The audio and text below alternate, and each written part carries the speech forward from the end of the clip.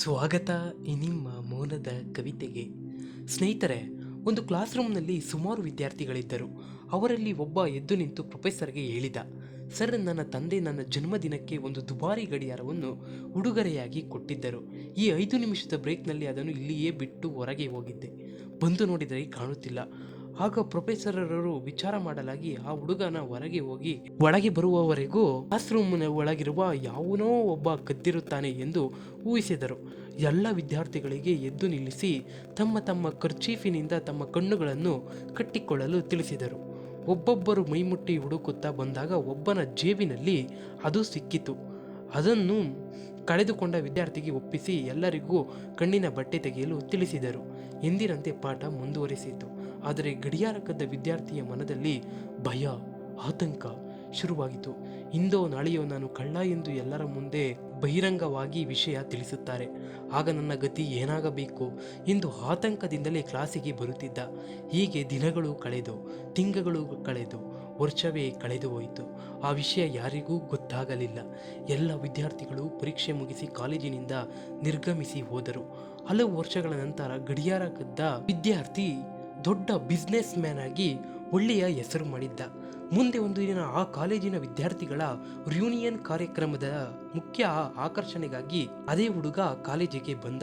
ಆತ ನೇರವಾಗಿ ಅದೇ ಪ್ರೊಫೆಸರರ ಹತ್ತಿರ ಬಂದು ಕಾಲಿಗೆ ನಮಸ್ಕರಿಸಿ ಚಿಕ್ಕ ದನಿಯಲ್ಲಿ ಹೇಳಿದ, ಸರ್, ಇಂದು ನಾನು ಜೀವಂತವಾಗಿರಲು ನೀವು ಕಾರಣ. ನನ್ನ ಇವತ್ತಿನ ಈ ಸಾಧನೆಗೆ ನೀವು ಮಾತ್ರ ಕಾರಣ. ಆಗ ಪ್ರೊಫೆಸರ್ಗೆ ಆಶ್ಚರ್ಯಚಕಿತರಾದರು. ನಾನು ಹೇಗೆ ಕಾರಣ ಮಗು ಎಂದರು. ಸರ್, ಅಂದು ನಾನು ಆ ಗಡಿಯಾರವನ್ನು ಕದ್ದ ವಿಷಯ ನೀವು ಯಾರಿಗೂ ಹೇಳಲಿಲ್ಲ, ಬಹಿರಂಗಪಡಿಸಲಿಲ್ಲ. ನನ್ನ ಹೆಸರು ಬಹಿರಂಗವಾದ ದಿನ ನಾನು ಆತ್ಮಹತ್ಯೆ ಮಾಡಿಕೊಳ್ಳಬೇಕೆಂದು ನಿರ್ಧಾರ ಮಾಡಿದ್ದೆ.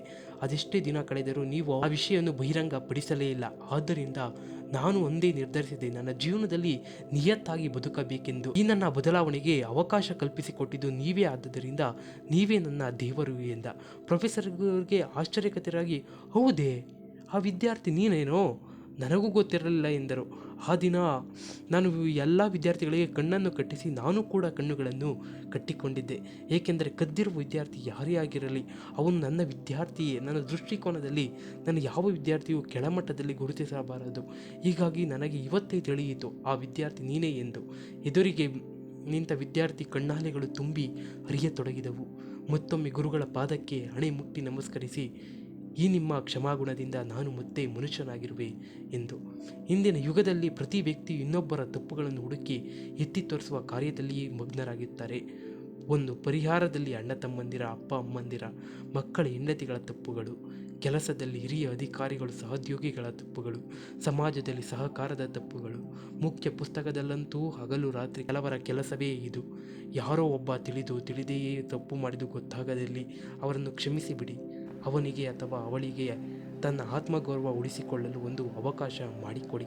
ತಪ್ಪಿತಸ್ಥ ಎಂದು ತಿಳಿದ ಮೇಲೆಯೂ ತನ್ನನ್ನು ತಾನು ಸುಧಾರಿಸಿಕೊಳ್ಳುವ ಒಂದು ಅವಕಾಶ ಕೊಟ್ಟು ಸುಮ್ಮನಾಗಿ ಬಿಡಿ. ಅವನು ಅಥವಾ ಅವಳು ಮುಖ ಮೇಲೆತ್ತಿ ಬದುಕಲು ಒಂದು ಅವಕಾಶ ಕಲ್ಪಿಸಿಕೊಟ್ಟಂತಾಗುತ್ತದೆ. ಇಂದಿನ ಯುಗದ ತಪ್ಪು ಹುಡುಕುವವರ ಮಧ್ಯೆ ಕ್ಷಮಿಸುವ ಬ್ಯೂಟಿಫುಲ್ ಮನಸ್ಸುಗಳು ನಾವಾಗೋಣ.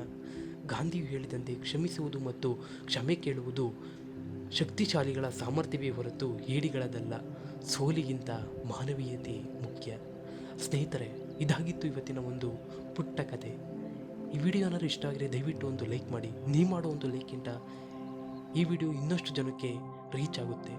ದಯವಿಟ್ಟು ಮೊನ್ನೆ ಬನ್ನಿ ನಮ್ಮ ಚಾನಲ್ಗೆ ವಿಸಿಟ್ ಕೊಟ್ಟು ದಯವಿಟ್ಟು ಸಬ್ಸ್ಕ್ರೈಬ್ ಮಾಡಿ. ಸಿಗೋಣ ಮತ್ತೊಂದು ಹಿತವಾದ ಸಂಚಿಕೆಯೊಂದಿಗೆ. ಧನ್ಯವಾದ ಸ್ನೇಹಿತರೆ.